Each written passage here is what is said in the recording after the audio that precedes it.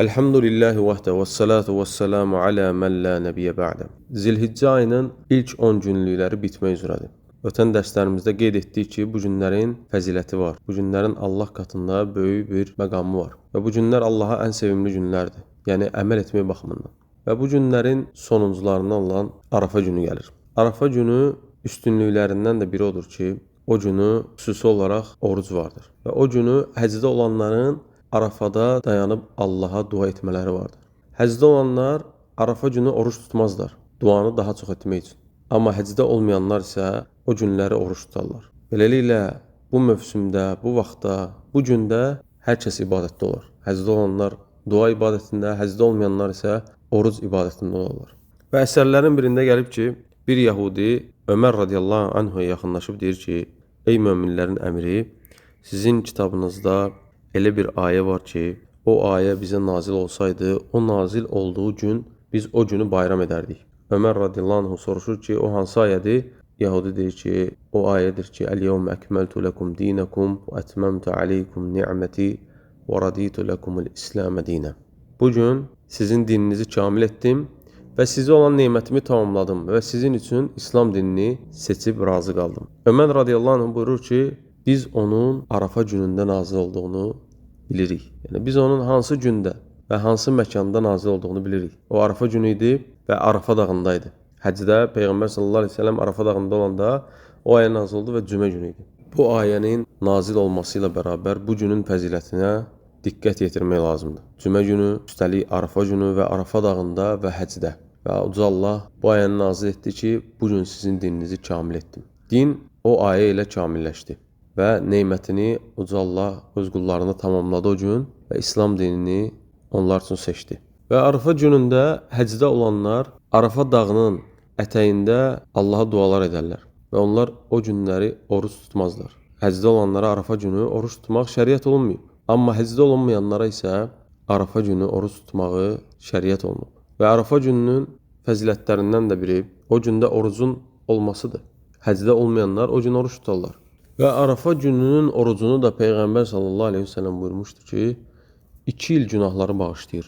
Peyğəmbər sallallahu əleyhi və səlləm buyurur ki, Arafa gününün orucu ümid edirəm ki, 1 il gələcək və 1 ildə özündən öncəki günahları əfv edir. Yəni 1 il keçmiş və 1 il Arafa günündən sonra gələcək günahları Arafa orucu sayəsində Uca Allah bağışlayır.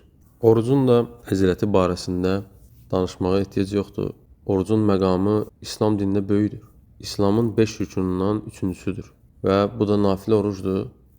Gücü çatan bugün oruç tutsa, böyük bir savaba nail olmuş olar. Və həmçinin sələflərdən gəlib ki, onlar hətta səfərdə olsalar belə bu orucu tərk eləməzdilər. Və Arafa gününün digər fəzilətlərindən Peyğəmbər sallallahu əleyhi və səlləm buyurur ki, Arafa günü, Qurban bayramı günü və təşrik günləri, yəni Qurban bayramından sonraki Zilhiccənin 11, 12 və 13-cü günləri İslam əhlinin bayramıdır.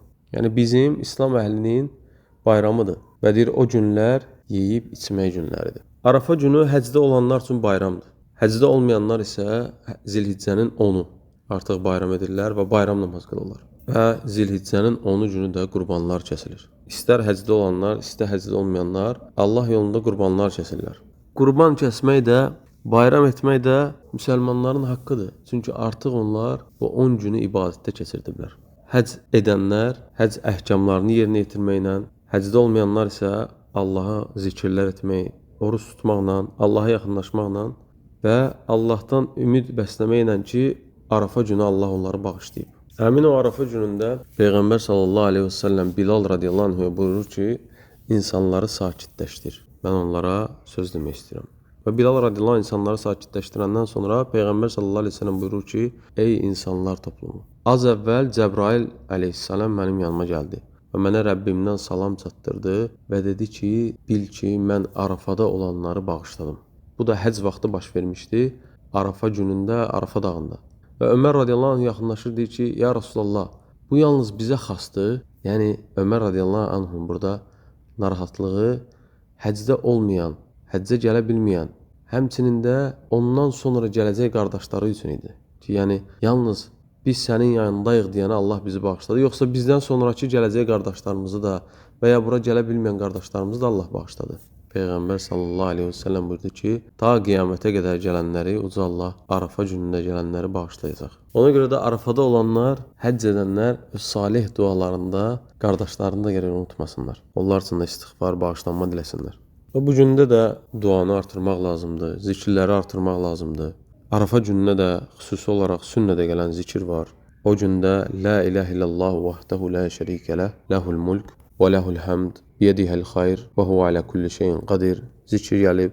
Bunu İmam Əhməd Müsnədində rəvayət eləmişdi, həmçinin Tirmizi və həmçinin başqa bir hədisdə Peyğəmbər sallallahu əleyhi və səlləm buyurur ki, Arafa günündə mənim və peyğəmbərlərin dediyi ən xeyirli dua, yəni mənim və məndən öncəki peyğəmbərlərin dediyi ən xeyirli dua La ilahe illallah vahdehu la şerike leh, lehul mulk və lehul hamd və huve alə kulli şeyin qadir duasıdır. Tərcüməsi də belədir ki, Allahdan başqa haqq məbud yoxdur. O təkdə onun şəriki yoxdur. Mülk onundur, həmd onadır və o hər bir şeyə qadirdir. Və bu zikir də tövhid kəlməsidir. Özündə tövhid kəlməsini əhatə eləyir. Allahı təkləşdirməyi, mülkün, həmdin ona xas olduğunu etiraf eləməyi və Allahın hər bir şeyə qadir olduğunu etiraf və bu da qul üçün bağışlanma gətirir. Onu cəhənnəm odundan xilas edir, cəhənnəm odundan qoruyur.